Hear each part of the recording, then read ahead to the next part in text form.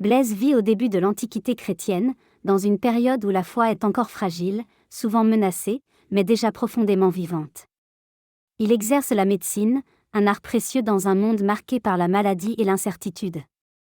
Son savoir n'est pas seulement technique.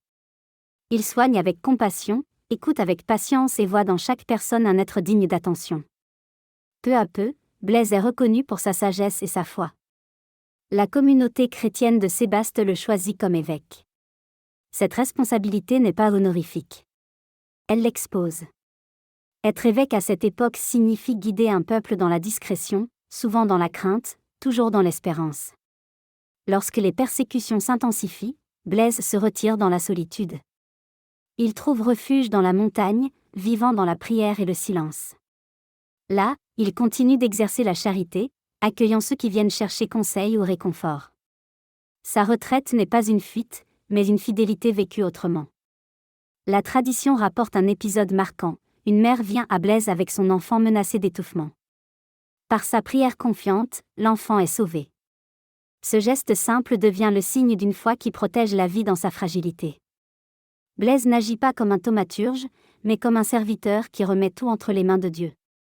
Arrêté pour sa foi, Blaise est interrogé, menacé, puis emprisonné. Il refuse de renier le Christ. Son courage n'est pas bruyant. Il est calme, ferme, enraciné dans une paix intérieure que rien ne semble pouvoir briser.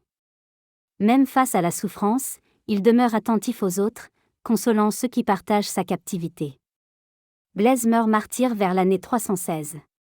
Sa mort n'est pas une défaite. Elle scelle une vie donnée, une fidélité sans compromis. Très rapidement, les chrétiens se souviennent de lui comme d'un pasteur bon et d'un protecteur attentif. Saint Blaise devient ainsi associé à la guérison et à la protection, particulièrement dans les moments de fragilité physique.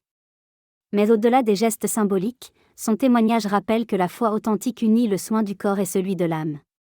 Saint Blaise nous enseigne que protéger la vie, écouter la souffrance et rester fidèle dans l'épreuve sont des chemins concrets de sainteté. Il nous invite à une foi simple, courageuse et profondément humaine.